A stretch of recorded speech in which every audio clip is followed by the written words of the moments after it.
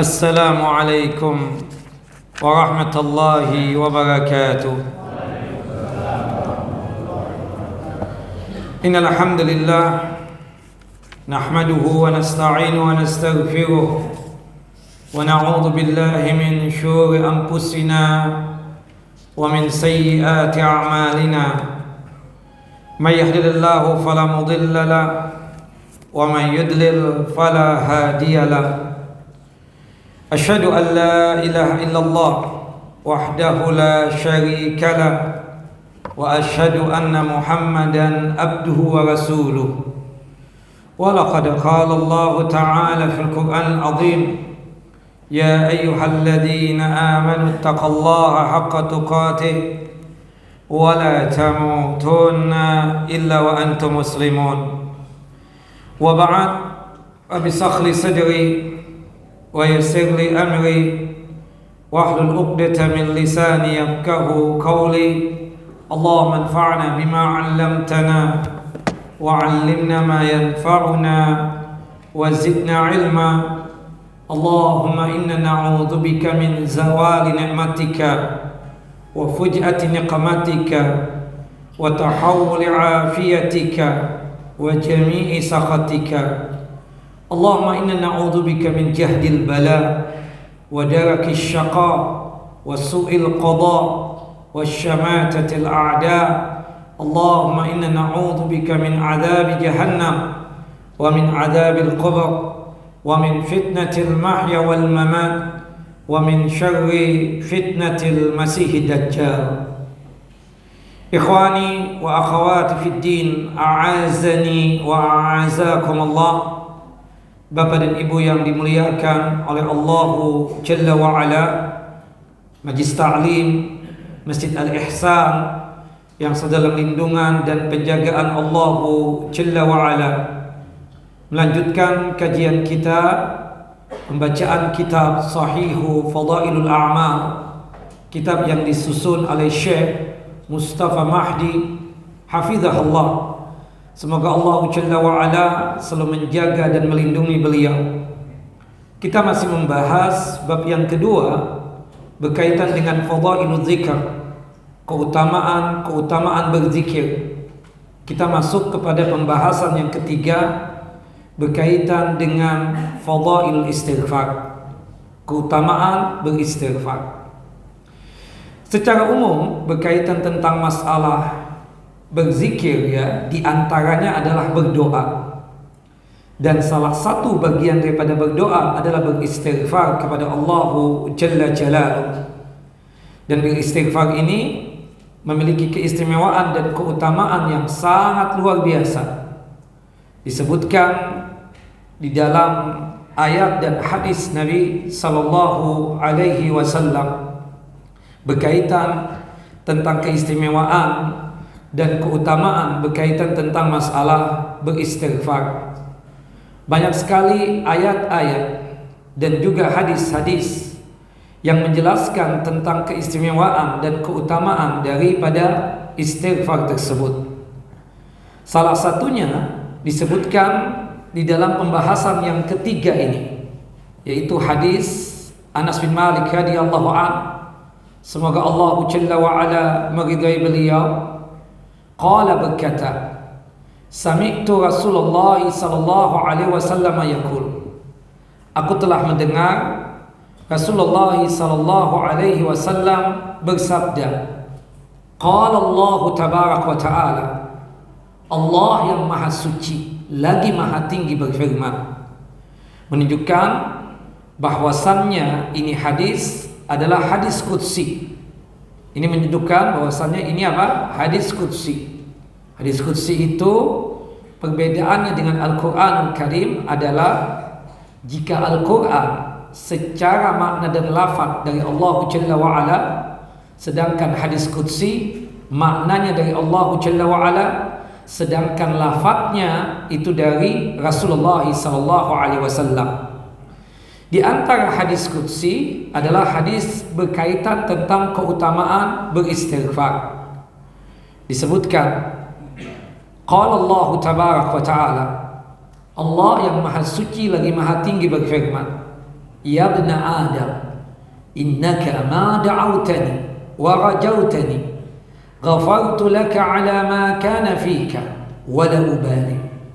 Wahai anak keturunan Adam, wahai manusia, seandainya jikalau engkau berdoa dan berharap kepada Allah Jalla wa'ala, niscaya aku, kata Allah Jalla wa'ala, akan mengampuni dosa-dosa kalian.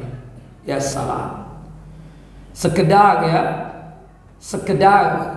berdoa, Bapak dan Ibu, sekedar berdoa, manfaat daripada doa yang kita lantunkan, hatta berkaitan dengan doa masalah, doa permintaan kita, baik tentang permintaan dunia atau permintaan akhirat, maka salah satu keistimewaan dan keutamaannya dengan doa kita tadi yang kita mohonkan, Allah Jalla wa'ala mengampuni dosa-dosa kita. Dan Allah Jalla wa'ala tidak peduli dosa apa yang pernah kita lakukan. Ya ibna Adam, law balagat dhunubuka ana as-samai summa astaghfartani ghafartu laka wala ubali. Wahai anak keturunan Adam, wahai manusia, jikalau dosa yang engkau pernah lakukan itu sebanyak atau seluas 7 lapis bumi sekalipun, seandainya di antara kita ini pernah melakukan perbuatan dosa dan dosanya itu setinggi 7 lapis langit, kemudian kita meminta ampun kepada Allah Jalla wa'ala, niscaya Allah Jalla wa'ala akan mengampuni dosa-dosa kita tersebut. Dan Allah Jalla wa'ala tidak peduli dosa apa yang pernah kita lakukan. Jika sekiranya seorang hamba meminta ampun, maka dipastikan Allah Jalla wa'ala akan mengampuni dosa kita. Dan ini salah satu keutamaan apa? Beristighfar. Keutamaan beristighfar. Dan sangat dianjurkan kita tersebut untuk apa? Beristighfar. Nah, kemudian selanjutnya, ya ibna Adam, innaka law ataitani biqarabil ardi khataya thumma laqitani la tusyriku bi syai'an la ataituka biqarabiha maghfiratan.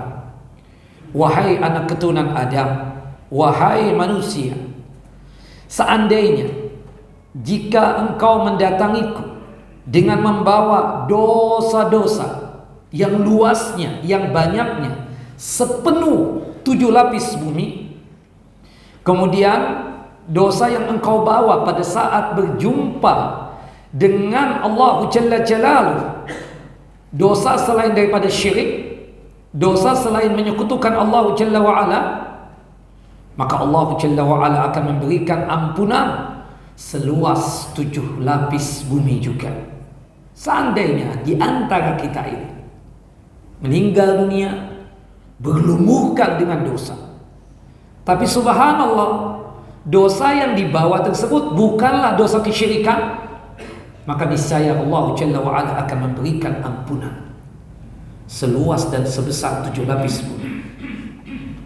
Ya, tentunya di sini kita katakan selain daripada apa? Syirik besar. Jadi yang disebut dengan syirik yang tidak diampuni, syirik apa? Syirik besar yang dibawa mati.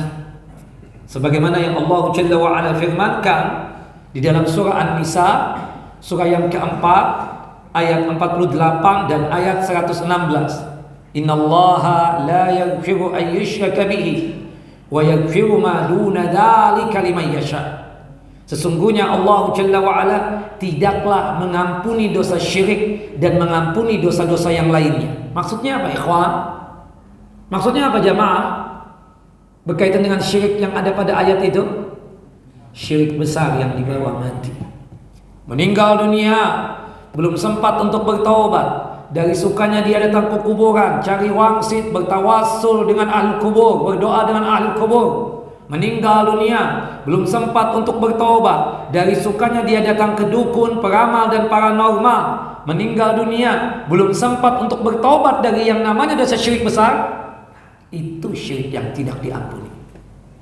Adapun syirik kecil, hukumnya apa? sama dengan dosa-dosa besar yang lainnya. Sekedar bertanya untuk mengingatkan supaya Ustadz Tauhid tidak merasa minder karena sudah hampir habis bukunya. Jika sekiranya ada orang muslim meninggal dunia dalam kondisi membawa dosa zina, bagaimana hukum di akhiratnya? Saya kuatkan lagi dengan dosa yang lain. Jika ada yang lain dari kalangan kaum muslimin meninggal dunia membawa dosa suka minum khamar, bahkan ketika meninggal dunia itu sebabnya semua memang kita katakan qaddar Allah, takdirnya Allah Jalla wa'ala, tapi sebabnya dikarenakan dia tersebut nenggak khamar, bagaimana hukum di akhiratnya? Atau misalnya ada seorang wanita meninggal dunia seumur hidupnya tidak pernah pakai hijab, meninggal dunia dalam kondisi belum bertaubat dari sukanya dia menampakkan auratnya, bagaimana hukum di akhiratnya? Apa?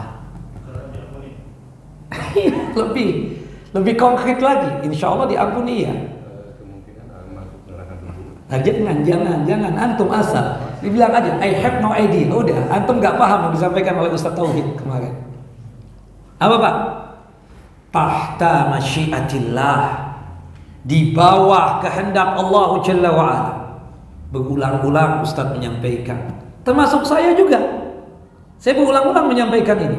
Ini mungkin yang ke-71 kalinya saya menyampaikannya. Gimana kalau seandainya ada orang yang meninggal dunia minum khamar, berjudi, berzina, bagaimana hukum di akhiratnya? Tahta masyiatillah, di bawah kehendak Allah Jalla wa'ala. Insya'a azabahu, jika Allah Jalla wa'ala berkehendak, bisa saja akibat dosa besar tadi, zina, berjudi, minum khamar, tidak pakai hijab, akibat dosa-dosa besar tadi, Allah Jalla wa'ala mampirkan dia ke dalam neraka, tapi tidak kekal abadi. Berhubung masih ada iman dan Islam, pada ujungnya nanti akan dimasukkan oleh Allah Jalla wa'ala ke dalam jannah dan surga. Tapi bisa jadi langsung Allah Jalla wa'ala ampuni. Itu juga berkaitan dengan dosa syirik kecil. Ustaz, bagaimana jika seandainya seseorang meninggal dunia masih membawa dosa syirik kecil? Dia suka sekali bersumpah atas nama selain Allah, misalnya. Atau misalnya dia tersebut melakukan amalan akhirat tapi tujuannya ingin mendapatkan dunia, syirik kecil. Atau misalnya dia tersebut suka tatayyub, menganggap sial akan sesuatu hal, syirik kecil. Atau misalnya dia beribadahnya termasuk sholatnya riya, itu kan syirik kecil. Bagaimana hukum di akhiratnya? Sama dengan dosa besar tadi. Apa namanya? Apa? Tahta masyiatillah. Sama-sama saya dulu. Tahta masyiatillah. Tahta masyiatillah, di bawah kehendak Allah. Jika Allah berkehendak, bisa saja orang itu Allah mampirkan dulu ke dalam neraka, tapi kekal abadi tidak. Pada ujungnya dia akan apa? Masuk surga. Tapi bisa jadi Allah Jalla wa'ala langsung mengampuni dosanya, tidak dengan syirik besar. Kalau syirik besar dipastikan apa? Tidak diampuni oleh Allah Jalla wa'ala dan masuk ke dalam neraka, kekal abadi. Sebagaimana yang Allah Jalla wa'ala juga firmankan dalam surah Al-Ma'idah, surah yang kelima ayat 72. Innahu may yushrik billahi faqad haramallahu alaihi al-jannah wa ma'wahu an-nar wa ma lidh-dhalimin min ansar. Nah, jadi rajin-rajin kita beristighfar. Salah satu manfaat daripada istighfar itu tidak lain Allah Jalla wa ala mengampuni dosa-dosa kita. Nah, dan disebutkan penjelasan tentang anjuran beristighfar itu di dalam banyak ayat. Di antaranya dalam surah Thaha, surah yang ke-20 ayat 82. Surah Thaha, surah yang ke-20 ayat 82. Kemudian surah Az-Zumar, surah yang ke-39 ayat 53. Surah Az-Zumar, surah yang ke-39 ayat 53. Termasuk surah Muhammad, surah ke-47 ayat 19. Surah Muhammad, surah ke-47 ayat 19. Termasuk surah Nuh, surah ke-71 ayat yang ke-10. Surah Nuh ayat yang ke-10. Termasuk juga di dalam surah An-Nasr. Ya, surah An-Nasr. Surah ke-110 ayat yang ketiga. Ayat yang ketiga. Nah, dan banyak lagi ayat yang lainnya ya, di antaranya dalam surah An-Nisa. Dalam surah An-Nisa Allah Jalla wa Ala menyebutkan beberapa kali ya. Di antaranya dalam surah An-Nisa ayat 106 dan ayat 110. Surah An-Nisa ayat 106 dan ayat 110. Kemudian surah Al-Anfal, surah yang ke-8 ayat 33. Nah, surah Al-Anfal, subhanallah, kita lihat ya. Dalam surah Al-Anfal ya, Allah Jalla wa Ala berfirman di dalam surah Al-Anfal ayat 33. Wa ma kana Allahu liyu'adzibahum wa anta fihim. Dan sekali-kali Allah Jalla wa Ala tidak akan mengazab mereka selama engkau wahai Muhammad masih berada di antara mereka. Wa ma kana Allahu mu'adzibahum wa hum yastaghfirun. Dan tidak pula Allah Jalla wa Ala akan mengazab dan menyiksa mereka sedangkan mereka meminta ampun kepada Allah Jalla wa Ala. Kita lihat penjelasan ulama berkaitan dengan surah Al-Anfal ayat 33. Para ulama menyebutkan bahwa Allah Jalla wa Ala memberikan rasa keamanan kepada kita, kepada manusia secara umumnya, dikarenakan dua hal atau dua keadaan. Dikarenakan dua hal atau dua keadaan. Yang pertama, dikarenakan adanya Nabi Muhammad sallallahu alaihi wasallam di antara manusia tersebut. Jadi selama Nabi Muhammad masih ada bersama mereka, bisa jadi di antara mereka melakukan maksiat, tapi selama Nabi Muhammad masih ada bersama mereka, Allah Jalla wa Ala tidak bakalan menyiksa dan mengazab mereka. Allah Jalla wa Ala masih memberikan keamanan untuk mereka tersebut selama Nabi Muhammad SAW masih ada bersama mereka. Yang kedua, Nabi Muhammad sudah meninggal dunia. Nabi Muhammad sudah tidak bersama kita lagi. Bagaimana caranya agar keamanan tersebut masih kita dapatkan? Bagaimana caranya agar jangan sampai siksa dan azab Allah Jalla wa Ala menghampiri kita? Yaitu dengan cara apa? Istighfar. Subhanallah, beristighfar. Nah, selama di suatu kaum masih melakukan istighfar, meminta ampun kepada Allah Jalla wa Ala, meskipun di kaum tersebut masih ada yang bermaksiat, atau bisa jadi ada sekelompok dari mereka bermaksiat, tapi di antara mereka tersebut masih ada yang meminta ampun kepada Allah Jalla wa Ala, maka dipastikan Allah Jalla wa Ala masih memberikan keamanan untuk mereka tersebut. Oleh karena itu, istighfar salah satu manfaatnya dan keutamaannya, kenapa kita diperintahkan beristighfar? Tidak lain dengan istighfar itu menjadi pengaman dari kemurkaan Allah Jalla wa Ala. Dengan istighfar menjadi apa? Pengaman dari kemarahan Allah Azza wa Jalla kepada manusia-manusia itu. Subhanallah, di dalam hadis qudsi ya, maknanya dari Allah, lafadznya dari Rasulullah sallallahu alaihi wasallam. Allah Jalla wa Ala berfirman, "Ya ibadi, innakum tukhti'una bil-laili wan-nahar." Wahai para hambaku, sesungguhnya kalian selalu berbuat dosa di waktu malam ataupun di siang hari. Wa ana aghfiru dzunuba jami'a. Tapi ketahuilah, aku ya zat yang maha mengampuni dosa-dosa seluruhnya. Fastaghfiruni aghfir lakum. Kata Allah, maka oleh sebab itu minta ampunlah kepadaku, kepada Allah, niscaya Allah Jalla wa Ala akan mengampuni dosa kalian. Hadis sahih dikeluarkan oleh Al-Imam Muslim di dalam kitab sahihnya pada nomor hadis 2577, dan hadis juga dikeluarkan oleh Al-Imam Muslim dari jalur sahabat yang mulia Abu Dzar Al-Ghifari radhiyallahu anhu.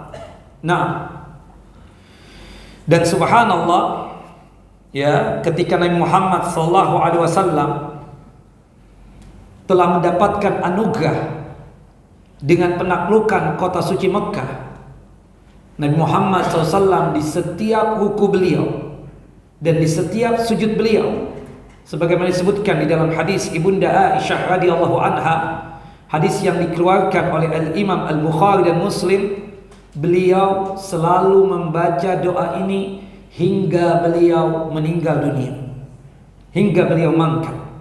Subhanaka Allahumma Rabbana wa bihamdika Allahumma ighfirli. Maha suci Engkau ya Allah, Rabb kami, Tuhan kami, dan dengan memujimu ya Allah, ampunilah dosaku. Subhanallah. Kita tahu doa ruku ada sekitar 7 bacaan, doa sujud ada sekitar 12 bacaan. Tapi ketika sudah penaklukan kota suci Mekah, kata Ibunda Aisyah, Nabi Muhammad di akhir hayatnya dari tahun ke-8 Hijriyah hingga tahun ke-11 Hijriyah, di dalam doa rukunya dan di dalam doa sujudnya membaca doa ini. Nah, ini termasuk doa yang patut untuk kita hafalkan. Kenapa? Di dalamnya ada pemujian untuk Allah Jalla wa'ala. Di dalamnya ada pensucian buat Allah Jalla Jalaluhu, dan sekaligus di dalamnya ada istighfarnya kita meminta ampun kepada Allah Jalla wa'ala. Dan itu bersesuaian dengan surah An-Nasr, surah ke-110 ya, ayat yang ketiga. Kan Allah Jalla wa'ala memerintahkan, idza jaa nasrullahi wal fath, apabila pertolongan Allah Jalla wa'ala telah datang. Pertolongan Allah dengan apa? Dengan penaklukan kota suci Mekah. Wa ra'aitan nasa yadkhuluna fi dinillahi afwaja. Engkau wahai Muhammad telah melihat banyak manusia yang berbondong-bondong masuk ke dalam Islam. Kemudian Nabi Muhammad SAW melihat kejadian itu, penaklukan kota suci Mekah sudah didapatkan. Kemudian manusia banyak yang masuk Islam. Disuruh untuk apa? Memuji Allah Jalla wa'ala. Fasabbih bihamdi rabbika. Maka bertasbihlah dengan memuji Rabb kalian, Tuhan kalian Allah Jalla wa'ala. Setelah itu apa? Wastaghfir. Kita disuruh untuk beristighfar. Jangan sampai kita menganggap keberhasilan dakwah ini dikarenakan kita. Demi Allah, bukan karena kita. Banyaknya orang yang hadir di kajian kita, demi Allah, bukan karena itu Ustaz, tapi karena siapa? Allah. Maka oleh sebab itu kita memuji Allah Jalla wa'ala. Sebagaimana yang terjadi dengan penaklukan kota suci Mekah, itu karena Allah Jalla Jalaluhu. Kemudian banyaknya manusia yang berbondong-bondong masuk Islam setelah penaklukan kota suci Mekah, itu karena Allah. Maka wahai Muhammad, agungkan Allah, pujilah Allah Jalla Jalaluhu. Dan setelah itu apa? Beristighfar. Subhanallah. Ini tidak lain tertuju kepada kita. Kita kadang menganggap kesuksesan itu dikarenakan kepintaran kita. Kita kadang menganggap sesuatu keberhasilan tersebut karena pintarnya kita, karena ahlinya kita. Abadan. Kalau kita ingin menunjukkan tauhid kita ini tinggi, ingatkan firman Allah Jalla wa Ala ini. Surah An-Nasr ayat 110. Ya. Surah An-Nasr surah ke-110 ayat yang ketiga. Fasabbih bihamdi rabbika wastaghfir innahu kana tawwaba. Disuruh kita beristighfar. Takutnya ada rasa ujub, ada rasa sombong. Karena anak itu, karena anak. Astagfirullahalazim. Makanya sebagai wujud syukurnya Nabi Muhammad SAW, Rasulullah mengamalkan langsung doa ini. Langsung Rasulullah mengamalkan ayat ini. Fasabbih bismi rabbika wasabbih bihamdi rabbika wastaghfir. Fasabbih bihamdi rabbika wastaghfir. Kemudian dalam doa ruku tadi kita membaca apa? Subhanaka Allahumma rabbana wa bihamdika Allahumma ighfirli. Maha suci Engkau ya Allah, ya Tuhan kami, ya Rabb kami. Dengan memuji Engkau ya Allah, ampunilah dosa-dosaku ya Allah. Nah, kali-kali kita ada merasa kita kaya, ini pintar ya, aneh udah, Anda dapat kekayaan ini sebagaimana Qarun, bukan begitu? Ya, Qarun itu ikut pengajian Nabi Musa barisan depan loh Pak, fakir, miskin. Kemudian datang kepada Nabi Musa, minta didoakan agar menjadi orang yang kaya. Didoakan oleh Nabi Musa alaihissalam. Subhanallah, fitnah besar terjadi. Ketika mendapatkan kekayaan yang luar biasa, apa yang terjadi? Lupa kepada Allah Jalla Jalaluhu. Tidak pernah datang lagi ke kajiannya Nabi Musa alaihissalam. Ujung-ujungnya kufur kepada Allah Jalla wa'ala, terutama kufur nikmat. Ketika diingatkan tentang masa lalunya, marah. Ketika diingatkan tentang wajibnya untuk berzakat, bersedekah, marah. Menganggap bahwasannya yang didapatkan ini adalah ilmu anak, keahlian anak, kepintaran anak, dan seterusnya. Nauzubillah min dzalik. Makanya kita yang pintar, kita yang kaya, kita yang sukses, apapun kesuksesannya, agungkan Allah, pujilah Allah Jalla wa Ala. Alhamdulillah alladzi bi ni'matihi tatimmus shalihat. Bukan begitu? Atau kita mengucapkan subhanaka Allahumma rabbana wa bihamdika Allahumma ighfirli. Nah dari sini ikhwan, ada pertanyaan ya, sekedar intermezzo saja. Boleh gak kita berdoa ketika ruku? Boleh atau tidak boleh? Dalilnya apa? Ya tadi Allahumma ighfirli. Itu kan doa yang dibaca oleh Nabi SAW ketika ruku. Memang afdalnya berdoa itu waktu sujud dan sebelum salam. Tapi pertanyaan anak, boleh gak kita berdoa ketika ruku? Boleh. Dalilnya tadi hadis dari Ibunda Aisyah radhiyallahu anha, hadis yang dikeluarkan oleh Al-Imam Al-Bukhari dan Muslim. Karena doa ini sejak penaklukan kota suci Mekah dan Allah Jalla wa Ala memerintahkan Nabi Muhammad ya untuk memuji Allah Jalla Jalaluhu, kemudian untuk beristighfar ya sebagai wujud pengamalan firman Allah Jalla wa Ala dalam surah An-Nasr ya ayat yang ketiga ya, fasabbih bihamdi rabbika wastaghfir. Maka bertasbihlah dengan memuji Rabbmu ya Muhammad, dan mohonlah ampun kepada Allah Jalla wa Ala. Innahu kana tawwaba, sesungguhnya Allah adalah maha penerima taubat. Kemudian Rasulullah di setiap ruku beliau, di setiap sujud beliau, sampai beliau meninggal dunia, kata Ibunda Aisyah selalu membaca doa ini di dalam ruku dan sujud. Subhanaka Allahumma rabbana wa bihamdika Allahumma ighfirli. Dan ini menjadi hujjah dan dalil bahwasannya apa? Ikhwan, bolehnya kita berdoa ketika ruku juga. Meskipun yang afdal, yang mustajab kapan? Sujud dan sebelum salam. Yang tidak boleh itu kan membaca Al-Qur'an ketika ruku dan sujud. Wallahu a'lam bissawab. Nah, ini berkaitan tentang masalah ya anjuran untuk beristighfar, dan Nabi kita Muhammad SAW itu luar biasa beristighfar. Nabi Muhammad luar biasa beristighfar.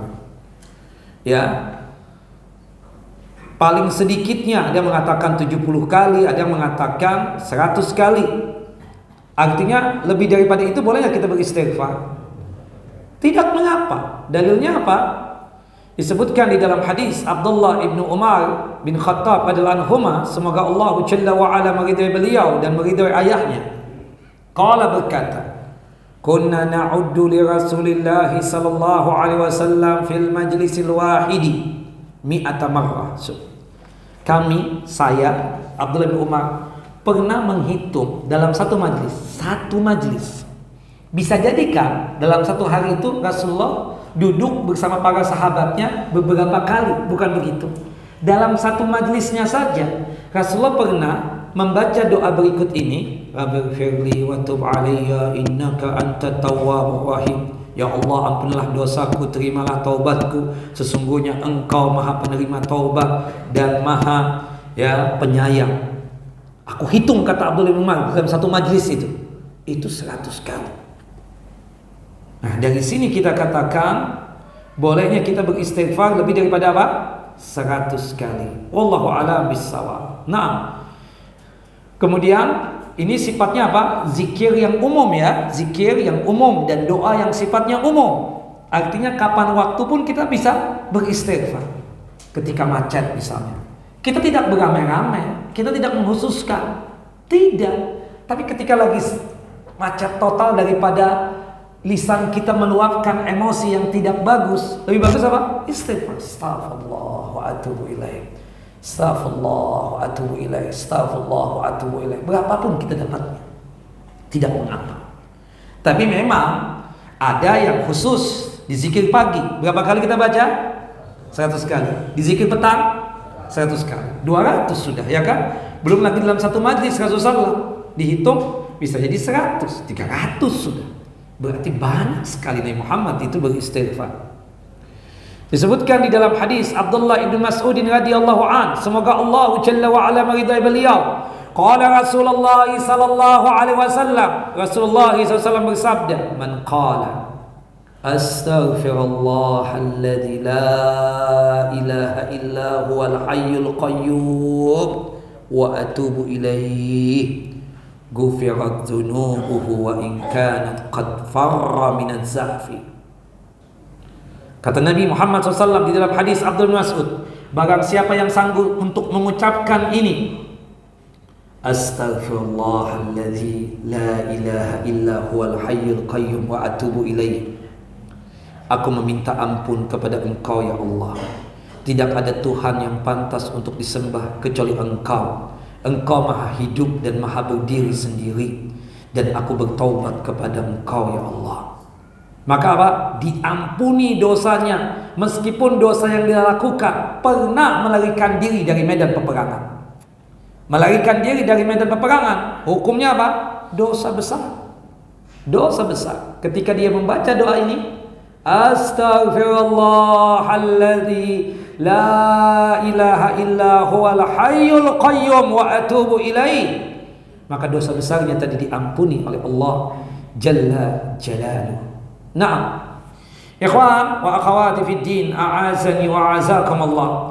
Bapak dan Ibu yang dimuliakan oleh Allah Jalla wa ala, kita bacakan apa yang diinginkan oleh Syekh Mustafa Mahdi dalam kitabnya ini ketika menjelaskan tentang hadis qudsi, ya, dari jalurnya sahabat yang mulia Anas bin Malik radhiyallahu anhu.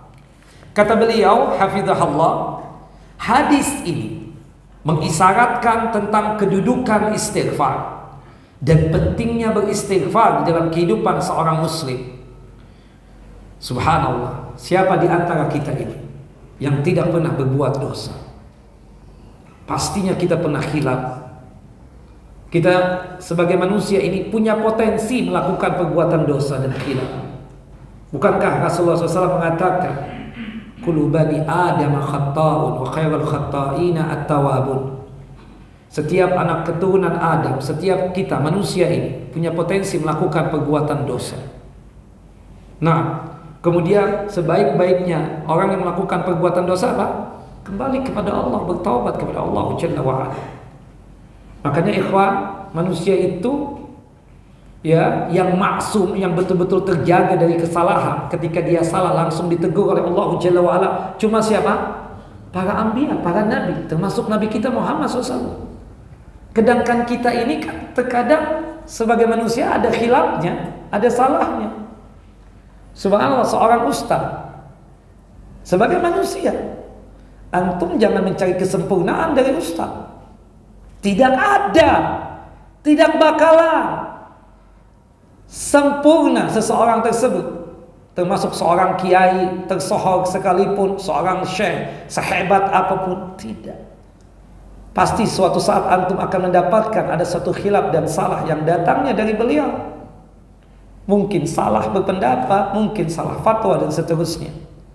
Makanya wanti-wanti anak, kalau antum ingin betul-betul dalam masalah beragama ini betul-betul dianggap benar, beritibanya kita kepada siapa? Kepada Rasulullah SAW, bukan kepada ustaz. Ustaz bisa salah. Makanya pesan ana ya kepada diri sendiri dan kepada antum semua, jika sekiranya siapapun syekhnya, siapapun ustadznya, siapapun alimnya, jika sekiranya ucapannya itu bertentangan dengan ajaran Quran dan Sunnah, tolong tinggalkan. Kembalilah kepada ajaran Quran dan Sunnah Nabi Sallallahu Alaihi Wasallam. Intinya, kata Syekh Mustafa Mahdi, kita dianjurkan untuk beristighfar, dan kedudukan yang sangat penting di dalam kehidupan seorang muslim untuk beristighfar. Dan ini selaras dengan firman Allah Jalla wa Ala dalam surah Nuh, surah ke-71 ayat yang ke-10. Faqultu astaghfiru rabbakum innahu kana ghaffara. Maka Nabi Nuh berkata kepada kaumnya, wahai kaumku, mintalah ampunan kepada Allah Jalla wa Ala, sesungguhnya Allah Jalla wa Ala Maha Pengampun. Baik, silakan adzan dulu. Setelah itu kita lanjut. Nah,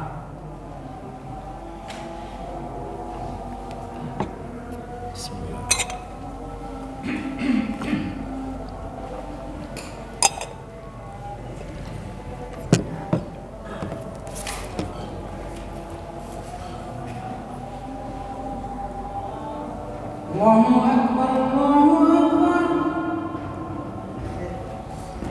Allahu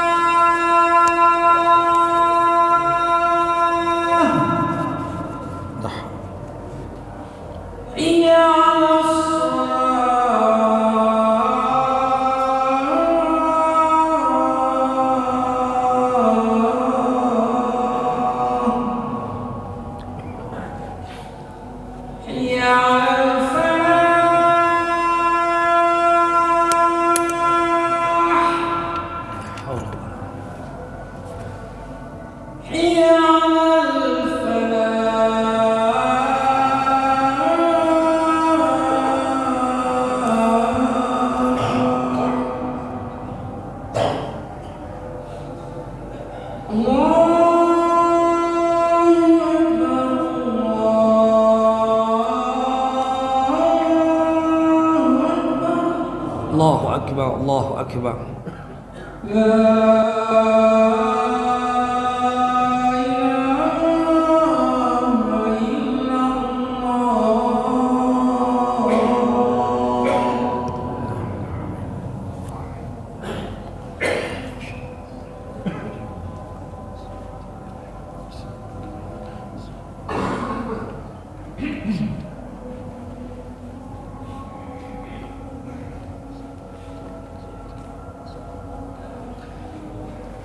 Baik ikhwan wa akhawati fid din, a'azani wa a'azakum Allah.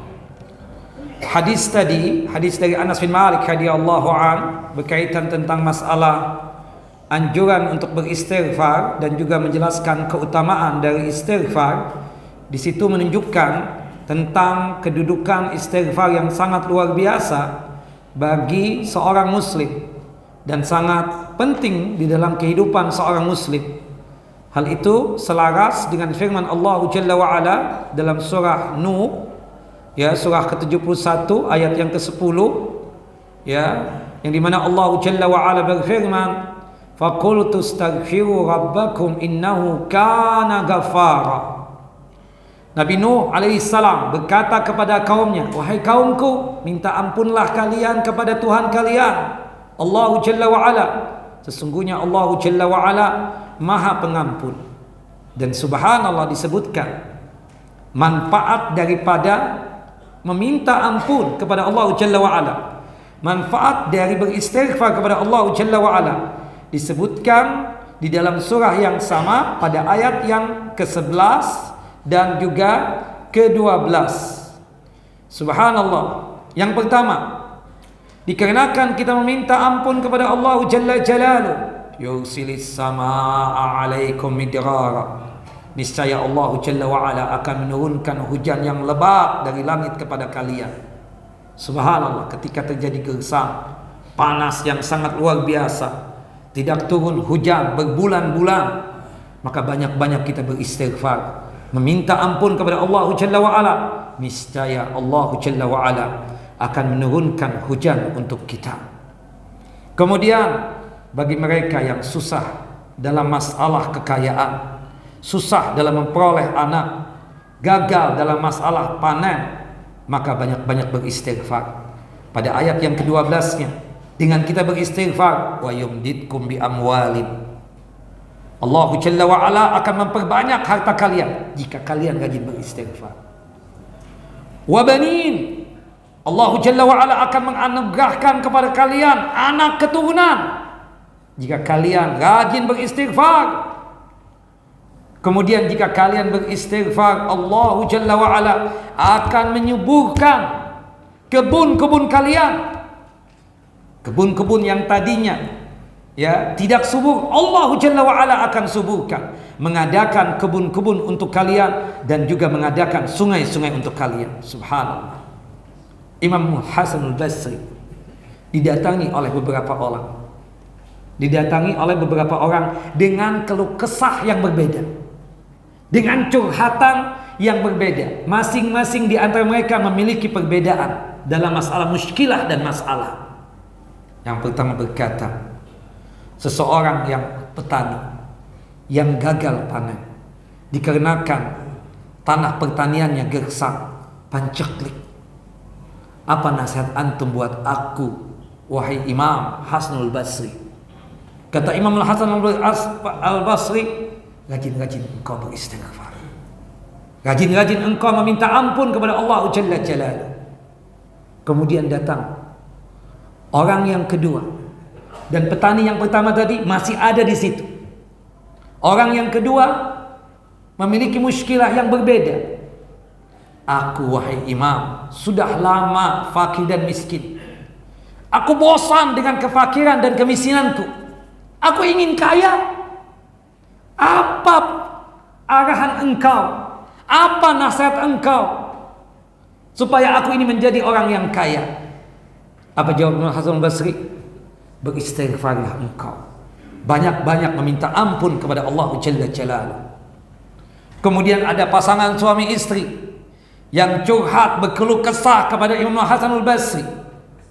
Ya, sudah lama kawin, sudah lama menikah, tapi belum memperoleh anak. Subhanallah. Apa jawab Imam Hasan al-Basri? Rajin-rajin kalian berdua beristighfar, meminta ampun kepada Allah Jalla Jalaluh. Subhanallah. Kemudian ada seorang pedagang yang dimana dia tersebut gagal dalam masalah bisnisnya. Subhanallah, disuruh untuk apa? Rajin-rajin beristighfar. 4 orang ini dengan muskilah dan masalah yang berbeda-beda, kaget sekaget-kagetnya. Ya Imam, Anda seorang petani yang gagal panen, ya, dikenakan keadaan tanah gersang, panceklik, antum suruh anak istighfar. Kemudian yang kedua, ya, fakir miskin, keluh kesahnya, curhatannya, antum suruh istighfar. Kemudian pasangan suami istri yang susah untuk memperoleh anak, antum suruh istighfar. Pedagang yang bangkrut, antum suruh istighfar. Kenapa antum ini ya imam? Kami kan punya masalah yang berbeda, kami kan punya muskilah yang berbeda. Kenapa antum suruh kami istighfar? Kemudian Al-Imam Hasan Al-Basri membawakan firman Allah Jalla wa'ala yang termaktub di dalam surah Nuh, surah yang ke-71 ayat ke-10 sampai ayat 12. Faqultu astaghfiru rabbakum innahu kana ghaffara. Aku katakan, beristighfarlah kalian kepada Tuhan kalian, sesungguhnya Allah Jalla wa'ala maha pengampun. Dikarenakan istighfar, Allah Jalla wa'ala menurunkan hujan yang lebat dari langit. Antum petani, bukan begitu? Semoga dengan tanah yang gersang, panceklik, ya, berbulan-bulan tidak turun hujan, dengan istighfarnya antum, Allah Jalla wa'ala insya Allah turunkan hujan. Antum yang kedua, fakir, miskin, sudah lama hidup menjadi fakir dan miskin, bahkan sudah bosan dengan kefakiran dan kemiskinan, ingin kaya, beristighfar, wa yumditkum bi amwalin, Allah akan kayakan biidznillah, insyaallah, dengan kalian rajin beristighfar, maka akan kaya. Kalian yang berdua, ya, pasangan suami istri, sudah lama menikah tapi belum dikaruniai anak, rajin-rajin beristighfar. Semoga dengan rajin beristighfar tersebut Allah Jalla wa'ala segera memberikan keturunan buat kalian berdua. Subhanallah, ya, wa banin wa yumditkum bi amwalin wa banin. Termasuk pedagang tadi, termasuk yang lainnya, disuruh untuk beristighfar. Dengan beristighfar itu memudahkan segala urusan kita. Apapun yang menjadi cita-cita kita bisa kita gapai, bisa kita raih. Subhanallah. Ada pasangan, ya, suami istri, sudah 10 tahun menikah, belum dikaruniai anak. Akhirnya sebagai seorang istri kan rata-rata kalau misalnya belum punya keturunan, sepertinya istrinya yang salah dan khilaf. Kita kan sebagai laki-laki terkadang egoisnya kelas tinggi. Akhirnya istri itu berkata kepada suaminya, yang sudahlah engkau, kita 10 tahun berumah tangga, bukalah pos kedua. Ana yakin kalau ucapan itu keluar dari istri antum, antum gak menunggu besok, malam ini antum datang ke Masjid Al-Ihsan ikut kajian. Didata siapa tuh yang siap untuk menikah dengan antum. Bukan begitu? Nah, tapi laki-laki ini memang subhanallah, kata dia, anak gak mau, anak susah kelain hati. Ya salah, anak susah kelain hati, gak bisa. Kata istrinya memaksa, demi kita mendapatkan keturunan. Subhanallah. Suaminya menenangkan, ya, wahai my sweetheart, wahai sayangku, atau yang manggilnya apalah sudah, ya, ya. Mungkin sebabnya bukan kamu, mungkin aku, kata dia. Subhanallah. Akhirnya, ya, pembicaraan itu mulai memanas. Kata suaminya, sudahlah, aku tidak bisa untuk memaksakan hatiku ini kelain hati kepada perempuan yang lain. Hatiku sudah, ya, digembok khusus oleh engkau, sehingga membuat aku tidak bisa untuk kelain hati. Berat betul. Begini sajalah, sebelum aku menikah dan mencari perempuan yang siap untuk aku nikahi, bagaimana kalau kita berjumpa dengan seorang ustadz atau syekh atau kiai? Kata istrinya, fine, baik, besok kita datang. Subhanallah. Setelah ikut kajian, anggaplah misalnya maghrib dan isya, ya, kajiannya maghrib ke isya, pasangan suami istri tadi mendatangi itu syekh. Kemudian berkeluh kesah tentang keadaan mereka. Dia berkata, ya syekh, kami sudah 10 tahun berumah tangga, dan alhamdulillah kami sudah berikhtiar datang ke dokter, dua-duanya sehat. Saya sebagai suami sehat, istri saya juga sehat, cuma memang belum rezekinya, ya. Nah, istriku ini memaksa aku untuk kawin lagi, tapi aku tidak mau. aku susah kelain hati. Dan aku tidak mau ada perasaan yang tidak enak di pikiran istriku. Dan hatinya juga aku tidak mau untuk mengganggu. Subhanallah. Kalau antum lain kan seperti itu. Nah, kata Syekh begini saja. Antum amalkan doanya Nabi Ibrahim dan juga Nabi Zakaria. Doanya Nabi Ibrahim, Rabbi habli minas salihin. Doanya Nabi Zakaria, Rabbi la tadharni fardan wa anta khairul warisin. Ya Allah, ya Tuhanku, ya anugerahkanlah aku ya pewaris, yaitu anak keturunan. Sesungguhnya Engkau ya Allah Maha ya pemberi warisan tersebut, dalam artian Engkaulah yang anugerahkan keturunan. Amalkan doa ini. Rabbi habli minas salihin, Rabbi la tadharni fardan wa anta khairul warisin, dan seterusnya. Nah, subhanallah, Nabi Ibrahim dan Nabi Zakaria itu memang susah untuk memperoleh apa? Keturunan, ya, seperti itu kita katakan.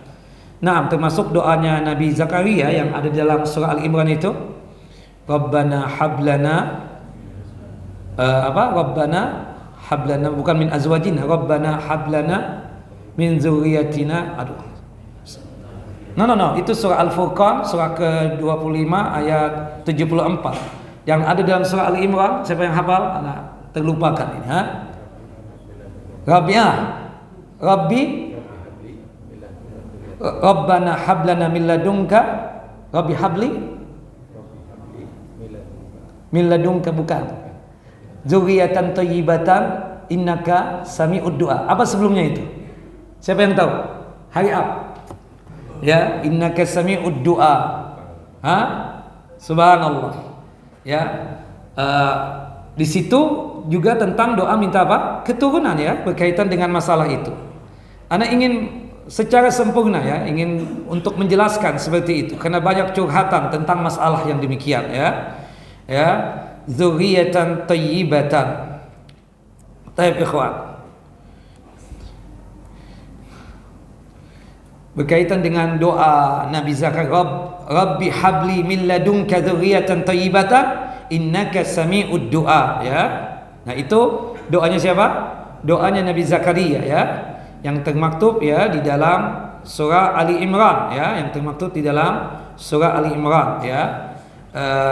Di dalam Al-Qur'an, di dalam surah Ali Imran ayat 38. Ya, Nabi Zakaria selalu berdoa, Rabbi habli min ladunka dzurriyyatan thayyibatan innaka sami'ud du'a. Atau Rabbi la tadharni fardan wa anta khairul warisin, termasuk Rabbi habli minas salihin. Coba kalian berdua baca doa ini, ya, di sujud dan sebelum salam. Selalu baca. Termasuk saran saya, kata dia, banyak apa? Beristighfar. Ya, terus baca Rabbi habli min ladunka dzurriyyatan thayyibatan innaka sami'ud du'a, Rabbi la tadharni fardan wa anta khairul warisin. Kemudian, ya, baca doa Rabbi habli minas salihin dan seterusnya. Subhanallah. Dan rajin beristighfar. Nah, dua-duanya sepakat untuk mengamalkan yang demikian. Subhanallah. Dan sudah sepakat untuk mengamalkannya. 2 tahun setelah itu mereka datang ke Syekh lagi dengan membawa dan membopong seorang bayi, menggendong seorang bayi. Ya Syekh, ya Ustaz, antum masih ingat anak? Kata Syekh, anak kadang-kadang lupa. Antum siapa? Ingat enggak? 2 tahun yang lalu antum memberikan wasiat dan nasihat kepada anak untuk, ya, membaca doa Rabbi habli minas salihin, Rabbana hablana min ladunka dzurriyyatan thayyibatan innaka sami'ud du'a. Ya, termasuk Rabbi la tadharni fardan wa anta khairul warisin. Kemudian menyuruh kita untuk apa? Rajin-rajin untuk beristighfar. Allahu akbar. Ana sudah amalkan. Allah mengijabah doa kami, ya Syekh. Ana sekarang sudah punya anak. Alhamdulillah. Ya, Rabbi habli min ladunka dzurriyyatan thayyibatan. Dan di situ apa? Kekuatan istighfar luar biasa. Itu yang menolong kita untuk mendapatkan apa yang kita cita-citakan. Makanya jangan putus asa antum menjadi hamba Allah Jalla wa Ala. Antum seorang mukmin, tidak patut untuk berputus asa. Ketika yang satu gagal, mungkin yang ini kita dapatkan keberhasilan itu atas pertolongan Allah Jalla wa Ala. Dan dengan kita beristighfar, kekuatan hati dan pikiran termasuk badan itu akan kita dapatkan. Bukankah Allah Jalla wa Ala berfirman di dalam surah Hud, surah yang ke-11 ayat 52, ya, yang dimana Allah Jalla wa Ala berfirman, wa ya qaumi astaghfiru rabbakum thumma tubu ilaihi yursilis samaa alaikum midrara wa yazidkum quwwatan ila quwwatikum wa la tatawallaw mujrimin. Dan ingatlah ketika Nabi Hud berkata kepada kaumnya, wahai kaumku, minta ampunlah kalian kepada Tuhan kalian Allah Jalla wa Ala, dan bertaubatlah kalian kepada Allah Jalla Jalaluh. Niscaya Allah akan menurunkan hujan yang sangat deras, dan niscaya Allah Jalla wa Ala akan menambahkan kekuatan di atas kekuatan kalian, dan janganlah kalian berpaling menjadi orang yang berdosa. Allahu Akbar. Komentar para ulama, istighfar ini sangat luar biasa. Kalau kita ingin kaya, selain kita berikhtiar dan berusaha dan menggantungkan nasib kepada Allah, perbanyak istighfar. Kalau kita ingin sukses akan sesuatu hal, selain kita berikhtiar dan berusaha dan menggantungkan nasib kepada Allah Jalla wa Ala, juga rajin untuk beristighfar. Kalau kita ingin suatu hal apapun yang kita cita-citakan berkaitan dengan kebaikan, selain berikhtiar dan berusaha dan menggantungkan nasib kepada Allah Jalla wa Ala, rajin-rajin beristighfar. Nah, nanti insyaallah pada pertemuan yang akan datang masih membahas tentang bab atau pembahasan yang ketiga dari bab berzikir, ya ada satu istighfar yang sangat luar biasa. Jadi istighfar itu macamnya banyak, ikhwan. Istighfar itu apa? Macamnya banyak, tapi ada pemimpinnya. Pemimpinnya atau penghulunya di dalam bahasa Arab istilahnya apa? Sayyidul istighfar, ya. Allahumma anta rabbi la ilaha illa anta khalaqtani wa ana abduka wa ana ala ahdika wa wa'dika mastata'tu a'udzu bika min syarri ma sana'tu abu'u laka bi ni'matika alayya wa abu'u laka bi dhanbi faghfirli fa innahu la yaghfiru dzunuba illa anta. Subhanallah. Kenapa ini disebut Sayyidul Istighfar?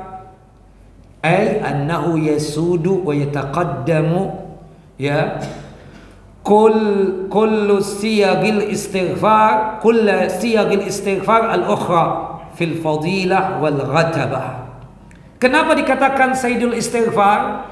Kenapa zikir ini dikatakan, ya, atau konteks sigat istighfar ini dikatakan Sayyidul Istighfar? Kenapa dikatakan penghulu istighfar? Dikarenakan, ya, istighfar ini, ya, melebihi seluruh bentuk dan sigat istighfar lainnya di dalam masalah keutamaan dan di dalam masalah derajat dan martabat, dan lebih tinggi dalam hal kedudukan. Di antara makna sayyid adalah, kita tahu sayyid itu artinya pemimpin, ya. Maksudnya apa? Di suatu kaum ada sayyidnya. Kenapa? Karena orang itu lebih menonjol dibandingkan yang lain, punya kelebihan dibandingkan yang lain. Dan kita tahu, ya, sigat istighfar itu kan banyak. Di antaranya paling pendek astagfirullah. Kemudian yang tadi kita bacakan astagfirullah alladzi la ilaha illa huwal hayyul qayyum wa atubu ilaih, atau astagfirullah alladzi la ilaha illa huwal hayyul qayyum wa atubu ilaih, atau astagfirullah wa atubu ilaih, atau rabbighfirli wa tub alayya innaka antat tawwabur rahim. Nah, dari sekian banyak sigat istighfar itu, pemimpinnya siapa? Sayyidul Istighfar tadi, Allahumma anta rabbi la ilaha illa anta, dan seterusnya. Jika kita membaca ini di zikir pagi kita, qadarallah takdirnya sebelum zuhur misalnya, atau anggaplah sebelum asar, karena kan dengan khilafnya ulama, ya kan, zikir petang kapan mulainya? Perdebatan kan di kalangan ulama. Kalau Syekh Islam Taimiyah dan murid beliau Al-Imam Ibnu Qayyim mengatakan zikir petang itu ya di waktu asar, berakhirnya ketika tenggelam matahari. Sedangkan mayoritas ulama mengatakan zikir petang itu mulainya ketika datangnya waktu zuhur. dan berakhirnya ketika waktu Isya, ya, ketika datangnya waktu Isya. Nah, seandainya kita membaca zikir ini di pagi hari, meninggal dunia, bisa jadi sebelum zuhur atau sebelum asar atau sebelum maghrib, maka jaminan surga untuk dia. Jika dia membaca ini di zikir petangnya, mau setelah zuhur, mau pas waktu asar, ya, setelah asar, ya, kemudian besok harinya sebelum subuh dia meninggal dunia, maka jaminan surga yang dia dapatkan. Tentunya membacanya dengan penuh keyakinan. Kenapa istimewa? Kenapa utama Sayyidul Istighfar ini? Banyak keistimewaan dan keutamaannya. Kita ringkas, ya, pada malam hari ini, dikarenakan di dalamnya tersebut, ya, ada, ya, berkaitan dengan penghambaan diri kita kepada Allah Jalla wa'ala. Kemudian juga ada pengakuan kita bahwasanya Allah Jalla wa'ala satu-satunya zat yang pantas untuk disembah. Dan di dalam, ya, Sayyidul Istighfar ini ada pengakuan kita ini berlumurkan dengan dosa, ya. Makanya kita meminta perlindungan kepada Allah Jalla wa'ala dari perbuatan, ya, jelek yang kita lakukan. Dan di dalam Sayyidul Istighfar ini ada pengakuan kita tentang nikmat yang telah Allah Jalla wa'ala anugerahkan kepada kita. Inilah yang membuat zikir ini atau istighfar ini, ya, menjadi penghulunya istighfar. Nah, nanti insyaallah pada pertemuan yang akan datang kita akan membahas Sayyidul Istighfar. Ini panjang ini, ya. Sayyidul Istighfar ini sesuatu yang sangat kita sukai, ya, dalam artian begini. Setiap individu kita harus hafal ini, Sayyidul Istighfar ini, karena manfaatnya sangat luar biasa buat kita. Allahu Akbar, ya. Makanya di dalam Sayyidul Istighfar ini juga salah satu keistimewaannya ada 3 tauhid, tauhid ar-rububiyah, tauhid uluhiyah, dan tauhid apa? Asma wa sifat. Makanya itu menguatkan tauhid juga. Insyaallah, ya, pada kesempatan yang akan datang, ya, pada pertemuan yang akan datang insyaallah kita akan membahasnya. Intinya, kenapa Sayyidul Istighfar ini istimewa? Dikarenakan di dalamnya itu mencakup makna yang sangat agung, sangat luar biasa, ya, dengan berbagai macam cakupan sebagaimana yang kita jelaskan secara ringkas tadi. Yang kedua, dengan kita membaca doa istighfar tadi itu atau Sayyidul Istighfar tadi, dikarenakan pahala yang paling besar dibandingkan istighfar yang lainnya, Sayyidul Istighfar, li'anna du'a bihi ajzalu itsabah. Nah, dan yang kedua, yang ketiga, dengan kita membaca Sayyidul Istighfar ini, subhanallah, ya, wa ajalu ijabah, ya, ijabatan, bahwasannya paling segera dan paling cepatnya pengijabahan doa dengan kita apa? Membaca Sayyidul Istighfar ini. Wallahu a'lam bissawab. Ini kira yang bisa disampaikan pada kesempatan kali ini.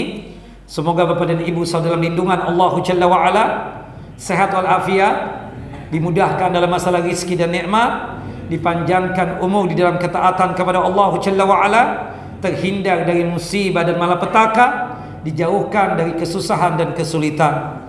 Amin ya rabbal alamin. Wa sallallahu nabiyana Muhammad wa ala ali Muhammad kama sallaita ala Ibrahim wa ala ali Ibrahim innaka Hamidun Majid. Kita tutup kajian kita dengan masing-masing kita membaca doa kafaratul majlis. Subhanakallahumma wa bihamdika asyhadu an la ilaha illa anta astaghfiruka wa atubu ilaik. Assalamualaikum warahmatullahi wabarakatuh. Waalaikumsalam warahmatullahi wabarakatuh.